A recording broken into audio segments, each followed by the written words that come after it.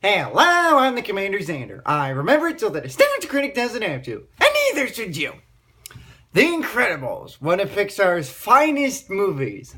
It's got superheroes, kids, everything that you can think of, including one thing that you might not have noticed until you watch watchmojo's top 10 midlife crisis movies.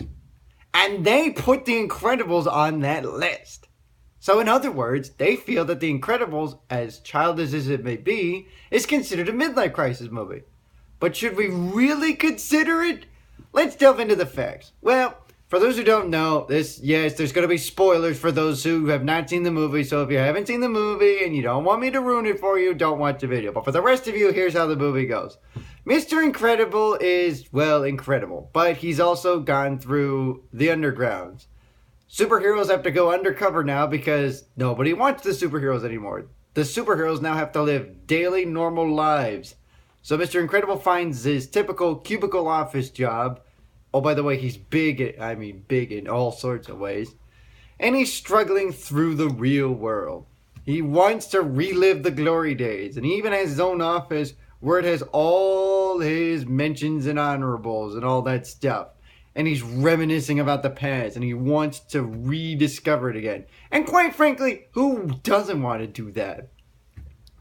That, my friends, falls under the definition of a midlife crisis. When you've done something before, you've grown past it, but you miss doing it. Kind of like the nostalgia critic, when he kind of went through his midlife crisis in Demo Reel.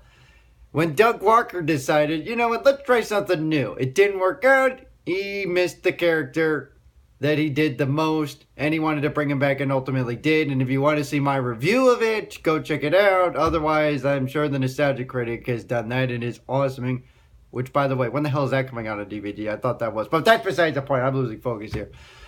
So Mr. Incredible goes on a mission to try and recapture his glory days, and then realizes he has a bit of rust to shake off as he gets captured by Syndrome, played by the child who was a fan of Mr. Incredible. That's right. He grew up to be a supervillain, so that way he could be super too.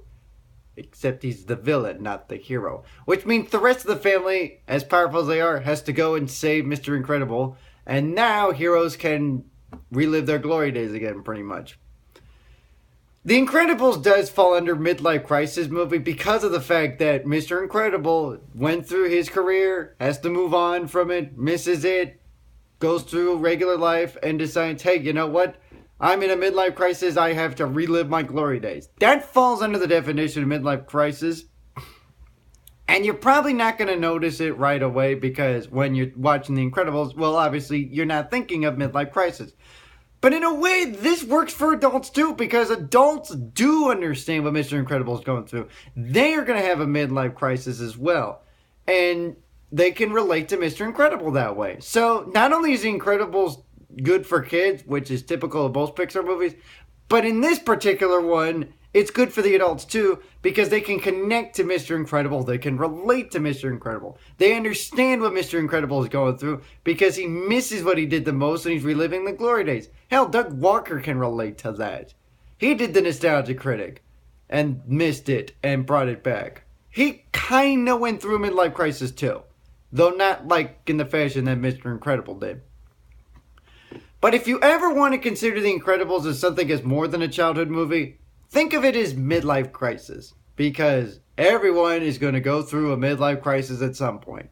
And the kids who are watching now are going to realize, hey, at some point we're going to be grown-ups and we're going to have to do what our parents did and go through a midlife crisis as well as possible. And then from that vantage point, we can understand The Incredibles too.